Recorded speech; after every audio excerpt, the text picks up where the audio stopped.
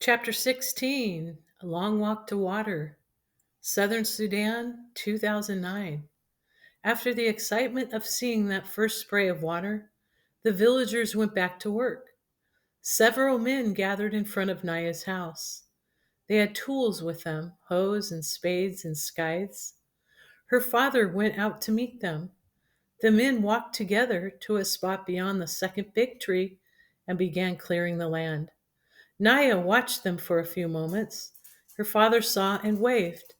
She put the plastic can down and ran over to him. Papa, what are you doing?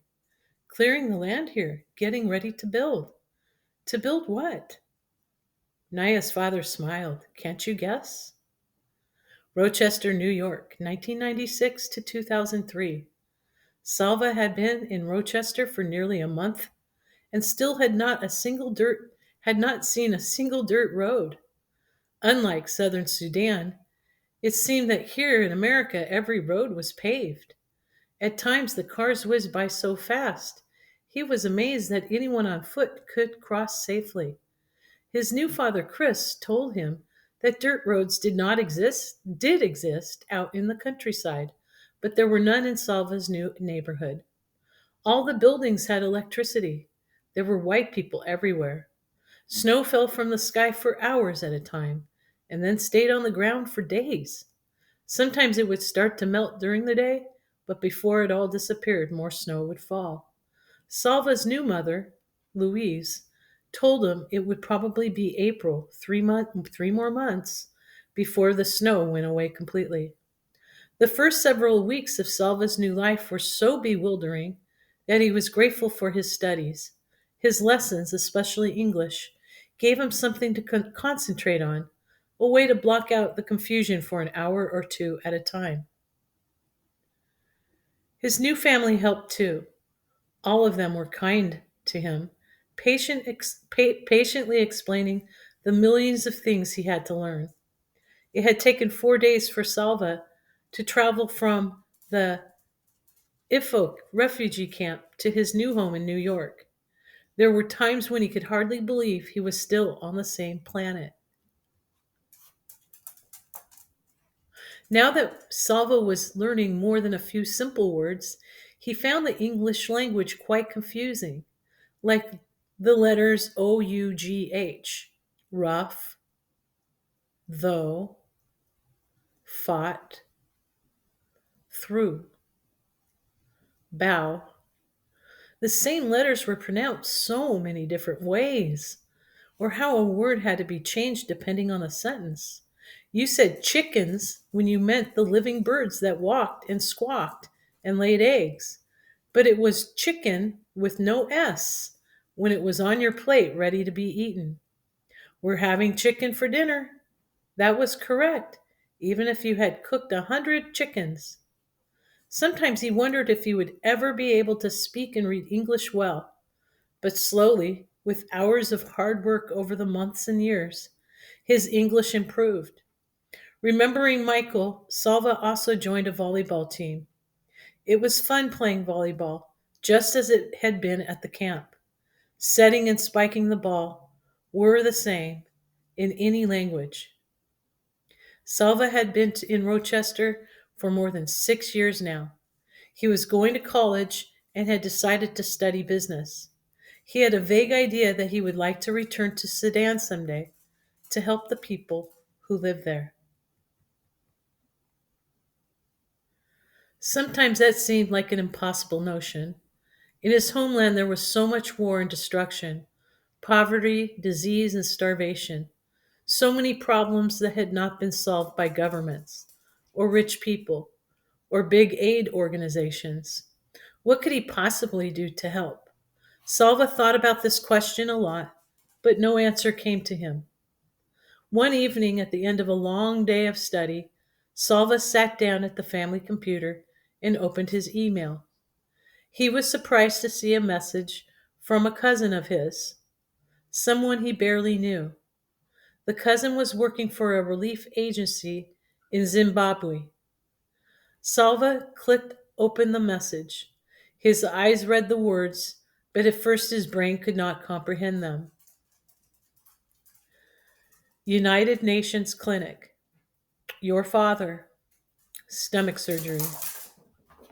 Salva read the words again and again. Then he jumped to his feet and ran through the house to find Chris and Louise.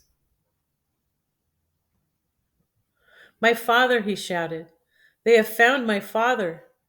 After several exchanges of emails, Salva learned that the cousin had not actually seen or spoken to his father. The clinic where his father was recovering was in a remote part of Southern Sudan. There was no telephone or mail service, no way of communicating with the clinic staff. The staff kept lists of all the patients they treated. These lists were submitted to the United Nations aid agencies. Salva's cousin worked for one of the agencies, and he had seen the name of Salva's father on a list. Salva immediately began planning to travel to Sudan, but with the war still raging, it was very difficult to make the arrangements. He had to get permits, fill out dozens of forms, and organize plane flights and car transport in a region where there were no airports or roads. Salva and Chris and Louise, as well, spent hours on the phone to various agencies and offices. It took not days or weeks, but months before all the plans were in place. And there was no way to get a message to the hospital. At times, Salva felt almost frantic at the delays and frustrations. What if my father leaves the hospital without telling anyone where he is going? What if I get there too late? I will never be able to find him again. At last, all the forms were filled out and all the paperwork was in order. Salva flew in a jet to New York City, another one to Amsterdam, and a third to Kampala in Uganda. In Uganda. In Kampala, it took him 2 days to get through customs and immigration before he could board a smaller plane to go to Juba in southern Sudan. Then he rode in a jeep on dusty dirt roads into the bush. How familiar everything was, and yet how different. The unpaved roads, the scrubby bushes and trees, the huts roofed with sticks and bound together. Everything was just as Salva remembered it, as if he had left only yesterday. At the same time, the memories of his life in Sudan were very distant. How could memories feel so close and so far away at the same time? After many hours of jolting and bumping along the roads in the Jeep, after nearly a week of exhausting travel, Salva entered the shanty that served as a recovery room at the makeshift hospital. A white woman stood to greet him. Hello, he said. I'm looking for a patient named Mawin Dut Arlik. Arik. Chapter 17. Southern Sudan, 2009. What do you think we are building here? Naya's father asked, smiling. A house? Naya guessed. Or a barn? Her father shook his head. Something better, he said. A school. Naya's eyes widened. The nearest school was half a day's walk from their home. Naya knew this because Depp had wanted to go there, but it was too far. A school, she echoed. Yes, he replied. With the well here, no one will have to go to the pond anymore, so all the children will be able to go to school. Naya stared at her father. Her mouth opened, but no words came out. When at last she was able to speak, it was only in a whisper. All the children, Papa? The girls too? Her father's smile grew broader. Yes, Naya, girls too, he said. Now go and fetch water for us. He returned to work scything the long grass. Naya went back and picked up the plastic can. She felt as if she were flying. School. She would learn to read and write. Sudan in Rochester, New York, 2003 to 2007. Salva stood at the foot of one of the beds in the crowded clinic. Hello, he said. Hello, the patient replied politely. I have come to visit you, Salva said. To visit me, the man frowned. But who are you? You are Mawin Dut Arik, aren't you? Yes, that is my name. Salva smiled, his insides trembling. Even though his father looked older now, Salva had recognized him right away. But it was as if his eyes needed help from his ears. He needed to hear his father's words to believe he was real. I am your son. I am Salva. The man looked at Salva and shook his head. No, he said. It is not possible. Yes, Salva said. It's me, father. He moved to the side of the bed. Maween Dutt reached out and touched the arm of this tall stranger beside him. Salva, he whispered. Can it really be you? Salva waited. Maween Dutt stared for a long moment, and then he cried out, Salva, my son, my son. His body shaking with sobs of joy, he reached up to hug Salva tightly. It had been almost 19 years since they had last seen each other. Maween Dutt sprinkled water on his son's head, the Dinka way of blessing someone who was lost and is found again. Everyone was sure you were dead, Maween Dutt said. The village wanted to kill a cow for you.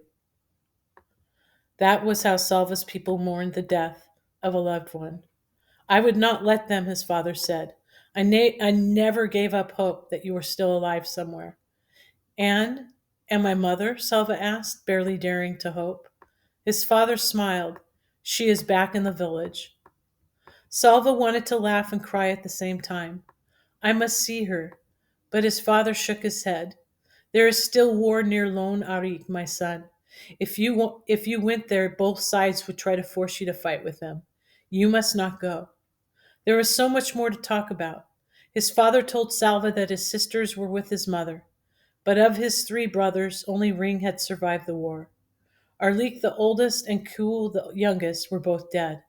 Little Kuhl, Salva closed his eyes for a few moments, trying to picture his brothers through a haze of time and grief. He learned more about his father's illness. Years of drinking contaminated water had left Maween Dutt's entire digestive system riddled with guinea worms. Sick and weak, he had walked almost 300 miles to come to this clinic and was barely alive by the time he finally arrived. Salva and his father had several days together, but all too soon it was time for Salva to return to America. His father would be leaving the clinic shortly as well. The surgery he had undergone had been successful, and he would be strong enough to make the long walk home. I will come to the village, Salva promised, as soon as it is safe. We will be there waiting for you, his father promised in turn. Salva pressed his face tightly to his father's as they hugged goodbye, their tears flowing and blending together. On the plane back to the United States, Salva replayed in his mind every moment of his visit with his father. He felt again the coolness on his brow when his father had sprinkled the water, blessing on him. And an idea came to him, an idea of what he might be able to do to help the people of Sudan. Could he do it? It would take so much work. Perhaps it would be too difficult, but how would he know unless he tried? Back in Rochester, Salva began working on his idea. There were, it seemed, a million problems to be solved. He needed a lot of help. Chris and Louise gave him many suggestions. Scott, a friend of theirs, was an expert in setting up projects like the one Salva had in mind. He and Salva worked together for hours and days, which grew into weeks and months. Along the way, Salva met other people who wanted to help. He was grateful to all of them. But even with their help, it was much more work than he had imagined. Salva had raised Silva had to raise money for the project, and there was only one way to do it. He would have to talk to people and ask them to give money. The first time Salva spoke in front of an audience was in a school cafeteria. About 100 people had come to hear him. There was a microphone at the front of the room. Salva's knees were shaking as he walked to the mic. He knew that his English was still not very good. What if he made mistakes in pronunciation? What if the audience couldn't understand him? But he had to do it. If he didn't talk about the project, no one would learn about it. No one would donate money, and he would never be able to make it work. Salva spoke into the microphone. Hello, he said. At that moment, something went wrong with the sound system. The speakers behind him let out a dreadful screech. Salva jumped and almost dropped the mic. His hands trembling, he looked out at the audience.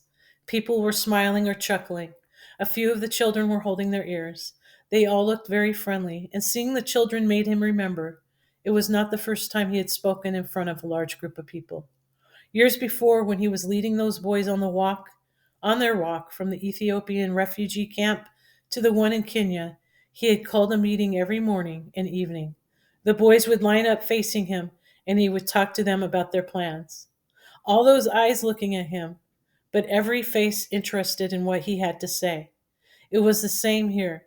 The audience had come to the school cafeteria because they wanted to hear him. Thinking of that made him feel a little better, and he spoke into the mic again. Hello, he repeated, and this time only his own voice came from the speakers. He smiled in relief and went on. I am here to talk to you about a project for Southern Sudan. A year passed, then two, then three. Salva spoke to hundreds of people, in churches, at civic organizations, in schools. Would he ever be able to turn his idea into reality? Whenever he found himself losing hope, Salva would take a deep breath and think of his uncle's words.